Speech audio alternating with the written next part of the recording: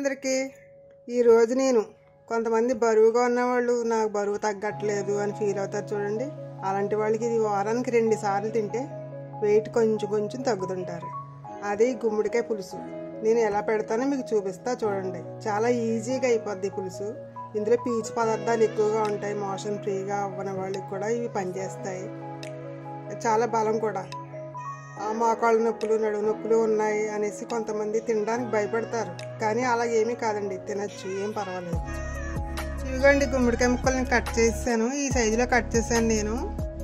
చూడండి, వీటికన్నా పెద్ద అయినా కట్ చేసుకోవచ్చు, చిన్న అయినా కట్ చేసుకోవచ్చు.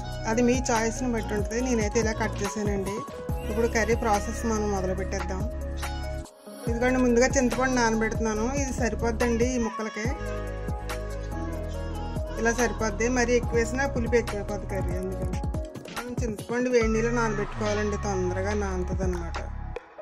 కర్రీ సరిపడా ఆయిల్ వేసేస్తున్నాను. ఆయిల్ హీట్ అయిందండి. ఇప్పుడు పోపులు వేసేసుకుందాం. కొద్దిగా ఆవాలు, కొంచెం మినపప్పు, అలాగే కొద్దిగా జీలకర్ర, కొద్దిగా కరివేపాకు,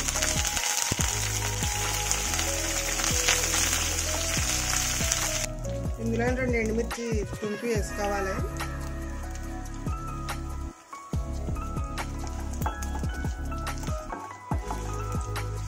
పోపు వేగిపోయింది కదండి. ఇప్పుడు ఉల్లిపాయ పచ్చిమిర్చి వేసేసుకుందాం.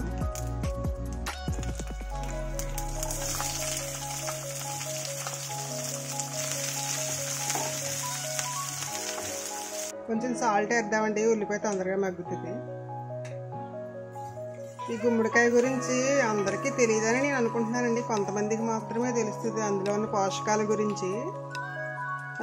ఇవి హార్ట్ ప్రాబ్లం రాకుండా కాపాడుతుందండి గుమ్మడికాయ. అయితే బీపీ తగ్గిస్తుంది, షుగర్ని కంట్రోల్ చేస్తుంది. ఇన్ని బెనిఫిట్స్ ఉంటాయండి, ఇంకా చాలా ఉన్నాయి. అజీర్తి తగ్గిస్తుంది. అప్పుడప్పుడు తింటుండండి గుమ్మడికాయ పులుసు. అంటే గుమ్మడికాయ చాలా తక్కువ మంది తింటారండి, అస్తమాను తినరు. కొంతమంది మోకాళ్ళ నొప్పులు నడుము నొప్పులు అలా అని భయపడిపోతారు. కానీ ఏం పర్వాలేదండి, అప్పుడప్పుడు తినచ్చు. వీటిల్లో కూడా మనకి బెనిఫిట్స్ ఉంటాయి కదా, వాటిని మనం మిస్ చేసుకోకూడదు కదా. ఉల్లిపాయ వేగిపోయిందండి. గుమ్మడికాయ ముక్కలు వేసేద్దాం. చూడండి, గుమ్మడికాయ ముక్కలో పీచు ఎక్కువ ఉంటుంది కదా, అజీర్తి అలాంటివన్నీ తగ్గుతాయి. మలబద్ధకం తగ్గిస్తుంది. ఇది మోషన్ ఫ్రీగా అవ్వడానికి అవకాశం అవుతుందండి. ఇవి తినాలి. మోషన్ ఫ్రీగా అవ్వనండి ఇవి తింటే ఫ్రీగా అవుతుంది. ఇందులో చాలా బెనిఫిట్స్ ఉన్నాయండి. నాకు గుర్తున్నంత వరకే నేను మీకు చెప్తున్నాను. ఇవి కొంచెం మగ్గే వరకు వేయించుకుంటే సరిపోద్దండి. లైట్గా వేగితే సరిపోద్ది.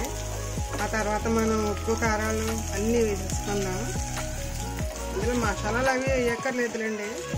ఉప్పు కారం పసుపు వేద్దాం. ఇంకొంచెం మగ్గగా వేద్దాం. ఇలా అయితే సరిపోద్దండి. ఇప్పుడు ఉప్పు కారం వేసేద్దాం. కొద్దిగా పసుపు, కొద్దిగా కారం, సాల్ట్ కూడా కర్రీ సరిపడా వేసేస్తాను. మొత్తం ముక్కలన్నిటికి కలిసేలా కలుపుకోవాలి. వీటిని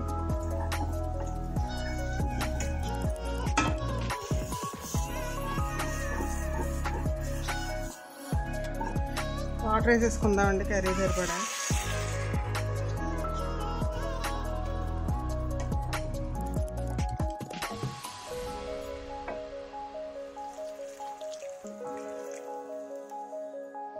ఇలా ముక్క ములిగేలా వాటర్ వేసుకుని హై ఫ్లేమ్ మీద ఉడికిద్దాం. ఇవి ముక్క మెత్తగా ఉడికిన తర్వాత మనం చింతపండు పులుసు పోసేద్దాం. మూత పెట్టి ఉడికించుకోవాలి. బెల్లం వేసి ఒకసారి కలబెట్టి మూత పెట్టేసుకుందాం. ఇది కొంచెం మరిగాక వరిపిండి వాటర్లో కలిపి వేసేద్దాం. ముక్క ఉడికిందో లేదో చూసుకుని మనం పులుసు వేసేసుకుందాం. ఉడికిపోయింది ముక్క. ఇప్పుడు పులుసు వేసేసుకుందాం.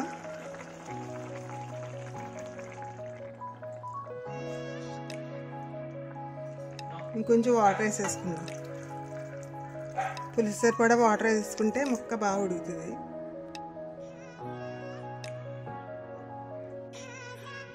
కొద్దిగా బెల్లం. పులుసు మరిగేటప్పుడు సాల్ట్ సరిపోయిందో లేదో ఒకసారి చూసుకోవాలి. సరిపోకపోతే ఇప్పుడే వేసేసుకుందాం. కొద్దిగా పడుతుంది, వేసేద్దాం. 1/2 టీ స్పూన్ పడింది. ఇలా అయితే సరిపోద్ది.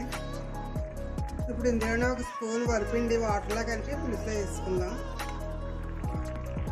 ఇలా కలిపేసుకుని పులుసులో వేసేసుకోవడం. ఇలా ఒకసారి కలిపేసుకుని మూత పెట్టేసుకుని ఒక 2-3 నిమిషాలు పులుసు మరగనిచ్చి మనం దింపేసుకుందాం. పులుసు మరిగిపోయిందండి. ఇంకా స్టవ్ ఆఫ్ చేసుకుందాం. రెడీ అయిపోయింది. మనం వేరే గిన్నెలో సర్వ్ చేసుకోవడం. ఇదిగోండి టేస్టీ గుమ్మడికాయ పులుసు రెడీ. మీరు ట్రై చేయండి. ఎలా ఉందో నాకు కామెంట్ చేయండి ప్లీజ్.